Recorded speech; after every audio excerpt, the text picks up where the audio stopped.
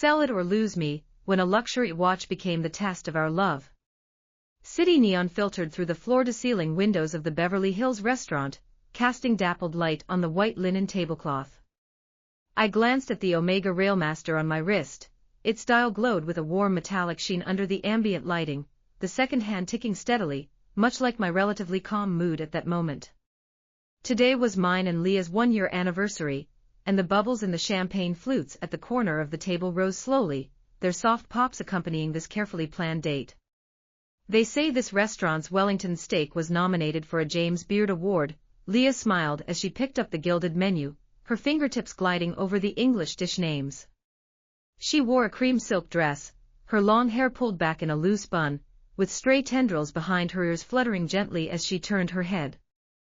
Looking at her profile, warmth swelled in my chest. 1 year ago at a friend's party in Brooklyn, New York, the dimples that crinkled at the corners of her eyes had stolen my heart in an instant. Order whatever you want, it's your call today. I pushed the menu toward her, my gaze drifting unconsciously back to my watch. This timepiece was a gift from Isabella. 4 years ago, at 25, I'd just landed a software engineer job in San Francisco, barely making ends meet with no decent accessories to my name. Isabella was working as a product manager at a Silicon Valley tech company back then, earning $120,000 a year with a company car, reimbursed phone bills, and covered rent and meals for business trips, leaving her with almost no living expenses and substantial savings. When she gave me this Omega Railmaster, I was stunned. Though not a Rolex, it must have cost no less than $4,500, by far the most valuable gift I'd ever received. I didn't own many watches. Besides this Omega, there was the cheap Timex I'd bought in college, its plastic case worn shiny with age, and my daily Apple Watch. So this Omega became my only presentable dress watch, which I wore sparingly only for special occasions. "Sir, are you ready to order?" The waiter's voice pulled me out of my thoughts. I turned back to Leah, but she wasn't looking at the menu anymore. She was staring at my wrist, her expression darkening instantly. "Why are you wearing that?" Leah's voice turned cold, the smile vanishing from her face. I froze, lifting my wrist instinctively. "What's wrong?" "It's our anniversary, and I wanted to dress formally. This watch goes perfectly with the suit." "Formally?" Leah's voice rose a notch, drawing curious glances from neighboring tables. "Colin, have you forgotten who gave you that watch?" "I haven't forgotten, it was Isabella." A sinking feeling settled in my stomach as I sensed trouble. "But it's just a watch." "It doesn't mean anything special to me, it's just a nice accessory." "An accessory?" Leah slammed the menu down, the clink of utensils piercing the air. "On our 1-year anniversary, you're wearing a watch from your ex-girlfriend and telling me it's just an accessory. Colin, don't you think that's disrespectful?" "I'm not being disrespectful," I hurried to explain. "I haven't had feelings for Isabella in ages. We broke up almost 3 years ago. This watch is just an object to me, who gave it doesn't matter. It's just my only nice watch." "It doesn't matter?" Leah's eyes reddened. "If it truly doesn't matter, why haven't you sold it? Didn't I tell you before that you could list it on Craigslist or Etsy for cash? Why didn't you listen?" I frowned. Leah had mentioned selling the watch a few times before, always framing it as a financial suggestion, saying it made sense to liquidate and used valuable items. Back then, I'd thought she was just being frugal, never realizing how much it bothered her. "It's my only dress watch. If I sell it, I won't have anything appropriate to wear. Besides, I really like its design, not because Isabella gave it to me, but because I genuinely do." "Like it?" Leah scoffed. "Do you like the watch, or the person who gave it to you?" "Colin, I've always thought you couldn't let go of Isabella. You've stayed in touch even after all these years.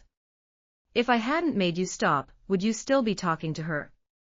Isabella and I hadn't broken up because our feelings faded, but because of harsh reality. Her company relocated to Seattle, and after 6 months of long distance, with me flying there every Friday and back to Los Angeles on Sunday, the constant travel left us both exhausted. We parted amicably and remained friends. Having been together for 3 years, we'd become an important part of each other's lives. We'd chat occasionally on FaceTime, asking about each other's lives.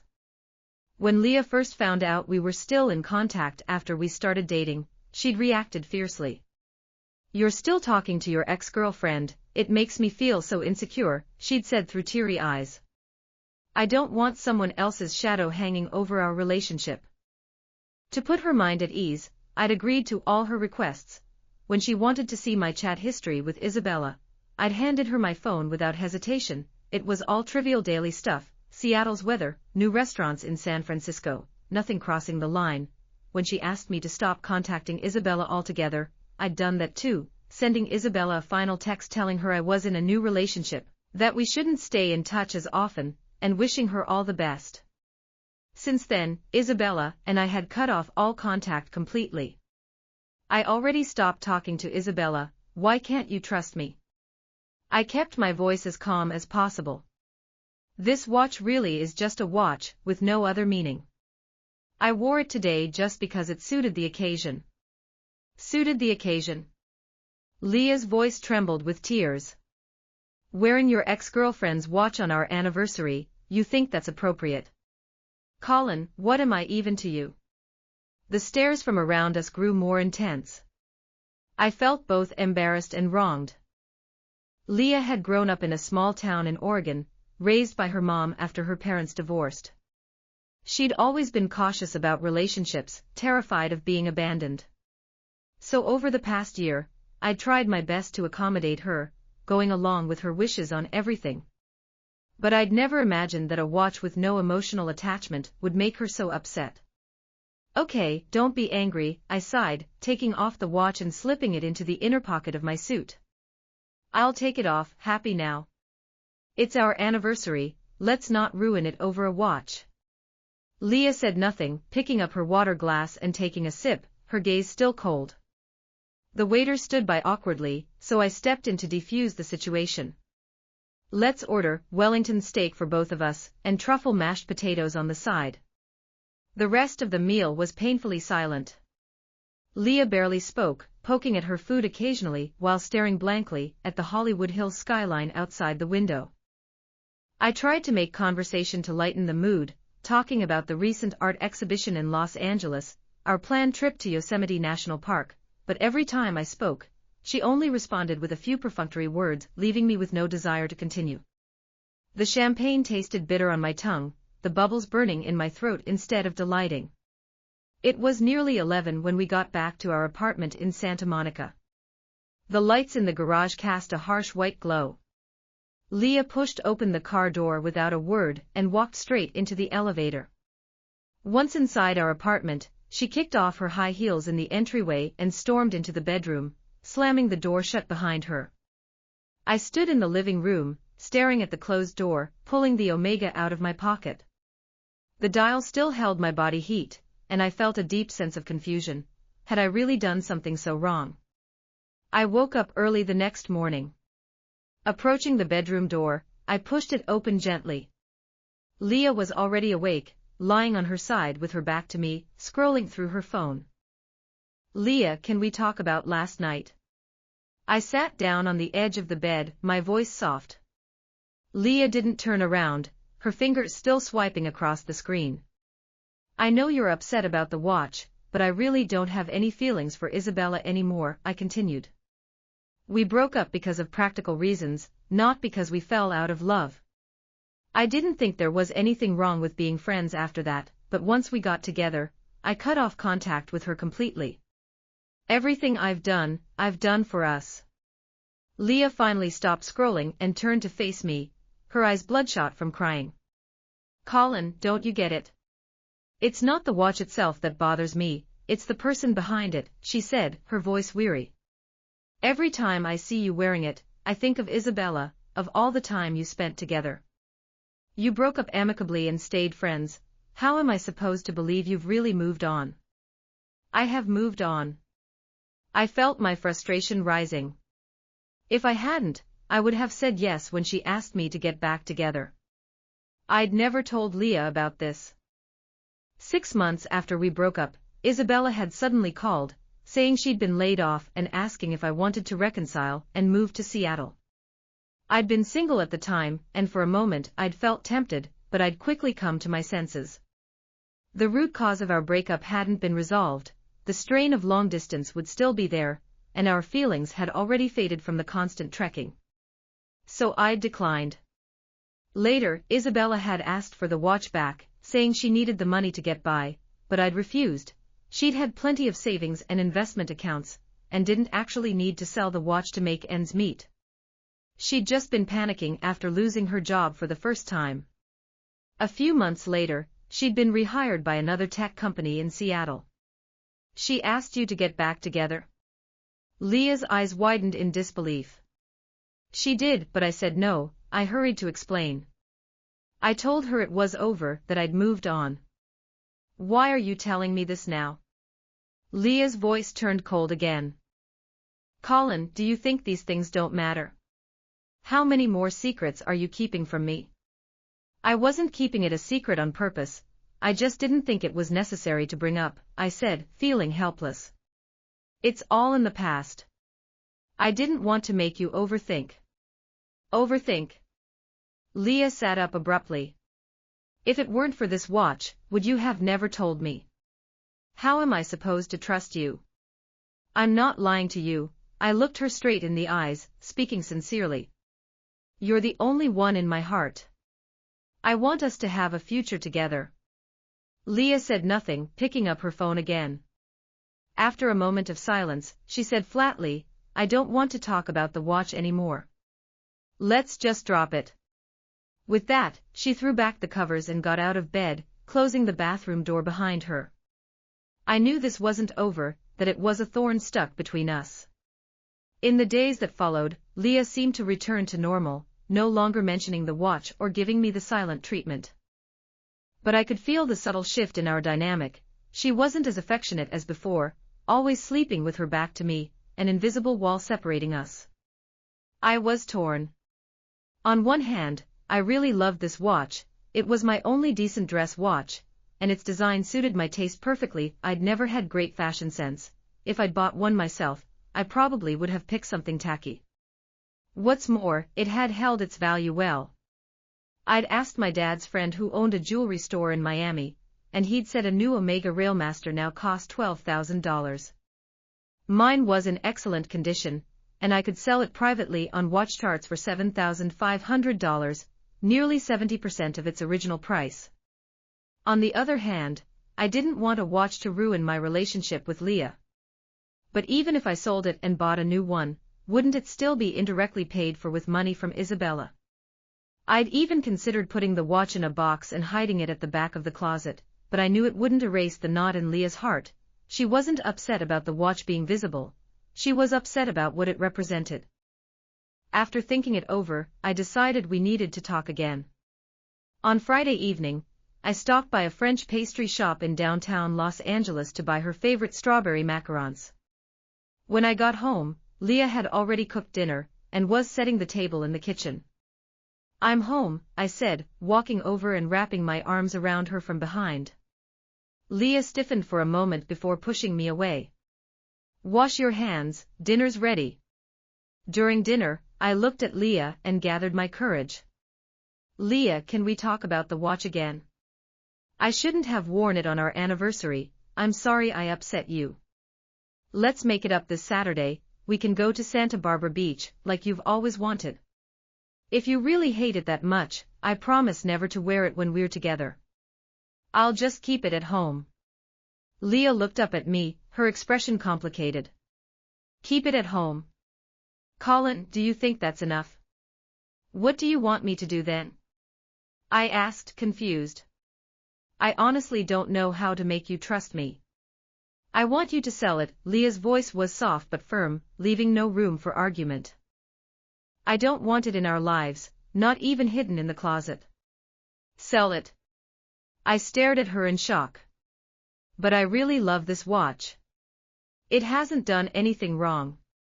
It hasn't done anything wrong, but it makes me uncomfortable. Leah's eyes filled with tears again. Every time I think about Isabella giving it to you, it feels like a thorn in my heart. Colin, if you keep it, does that mean you haven't let go of the past? Are you still thinking about Isabella? I'm not. I insisted. I've moved on. I'm keeping this watch because it's a good watch, nothing to do with Isabella. Nothing to do with her. Leah raised her voice. If it has nothing to do with her, why won't you sell it? Colin, do you still love her? Do you think she's better than me because she could afford to buy you such an expensive gift?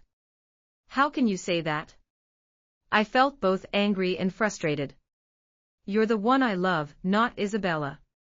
I said no when she asked me to get back together. Doesn't that prove anything? I've never compared you to her. In my eyes, you're perfect just the way you are. So what if you said no? Leah started crying. Who knows if you only refused out of sympathy? Who knows if you're still thinking about her? Colin, if you really loved me, you'd sell that watch voluntarily, to show me you're completely over the past. But you're not, you're still defending it. That means you don't care about my feelings at all. I do care. I raised my voice too. I care so much that I cut off contact with Isabella, that I let you read my texts, that I took off the watch in front of you on our anniversary. I've done all this, what more do you want from me? I want you to let go of the past once and for all. Leah stood up too, tears streaming down her face. I want you to sell that watch and prove to me that I'm the only one in your heart. Is that really so hard? It's not about being hard, it's about principle. I pointed toward the living room. This watch is just an object to me. It doesn't represent anything. Whether I sell it or not has nothing to do with how much I love you. You can't use this to manipulate my feelings. Manipulate? Leah laughed bitterly. I just want a little bit of security. Is that manipulation too? Colin, you're so selfish. You only care about what you like, never about how I feel. Selfish. I couldn't believe what I was hearing. I gave up my friendship with Isabella for you. I've walked on eggshells, scared of upsetting you. I've even started questioning myself, wondering if I really did something wrong. Leah, tell me, does that sound selfish to you? We stood there in a stalemate, the only sound in the room our heavy breathing.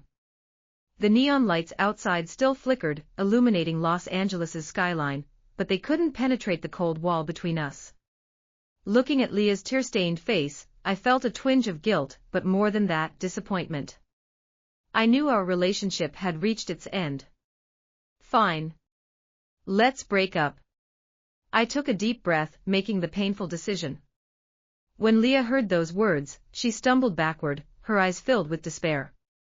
She opened her mouth as if to say something, but in the end, she said nothing, just turned and ran into the bedroom, slamming the door shut. A moment later, I heard her muffled sobs from inside. I stood in the living room, listening to her cry, my heart aching like it was being pierced by 1,000 needles. I knew I'd hurt her. But I also knew that even if we forced it to continue, this relationship would never make us happy. Leah's insecurity ran too deep. She didn't need a partner like me, she needed someone she could fully control, someone who could meet all her demands for security. And I couldn't be that person. Silently, I walked into the study, pulled a box out of the drawer, and placed the Omega Railmaster inside. Closing the lid gently felt like closing a chapter of the past. This watch had witnessed my time with Isabella, and now it had become the catalyst for the breakdown of my relationship with Leah. It was innocent of any wrongdoing, the fault lay with us, with our understanding of love, with the lack of trust between us. That night, I sat on the study sofa until dawn. I didn't turn on the lights, darkness enveloped me, mirroring the heaviness in my heart. I thought back to all the moments Leah and I had shared, sunsets at Venice Beach, camping trips in Joshua Tree National Park, the arguments and the hugs, the dreams and the disappointments, all playing like a movie in my mind. The next morning, as soon as the sky began to lighten, I started packing my things. I didn't wake Leah, just quietly folded my clothes and placed them in a suitcase. Looking around the apartment we decorated together, I felt a wave of nostalgia. I left the keys on the entryway table, along with a note, "Leah, I'm sorry. I know I hurt you, but I truly tried my best. I hope you find someone who can give you the security and happiness you deserve. Take care." After writing the note, I lifted the suitcase, closed the door softly, and walked out of the home that had once been filled with love and hope. The hallway was quiet, my footsteps echoing in the empty corridor. I didn't leave right away. Instead, I sat down in the community garden downstairs. I pulled out my phone, hesitated for a moment, and sent Leah a text, "I'm gone. The keys are on the entryway table. If you want to keep living here, you can take over the lease, if not, contact the landlord to move out." After sending it, I put my phone on silent. I sat in the garden for hours, until the sun was high overhead. The warm sunlight shone down on me, but it couldn't chase away the coldness in my heart. I remembered something a friend had once told me: love is a two-way street, not a one-person show. If only one of you is trying, compromising, and giving, that relationship will eventually crumble. I hadn't believed it then, but now I understood. I moved in with my sister. When she saw how broken I was, she didn't ask any questions, just cleaned out a room for me and told me to rest. For the next few days, I did nothing but lie in bed, my mind a blank. Worried about me, my sister sat with me one afternoon and said gently, "Colin, when a relationship ends, it's never just one person's fault, but you don't have to blame yourself. Leah's insecurity is her own struggle. You were patient and honest, you don't need to punish yourself for her anxiety." Her words were like a balm, clearing the fog in my mind. She was right, I had done everything I could. Love requires mutual effort, one-sided compromise can never lead to lasting happiness. A few days later, I turned my phone back on and saw dozens of messages from Leah, apologies, pleas, and accusations. I didn't reply, I just deleted the conversation. Now that we'd decided to part ways, dragging it out would only make us both more miserable. I took the box with the Omega out of my suitcase and placed it on the study bookshelf. Looking at the watch, I no longer dwelled on its origins.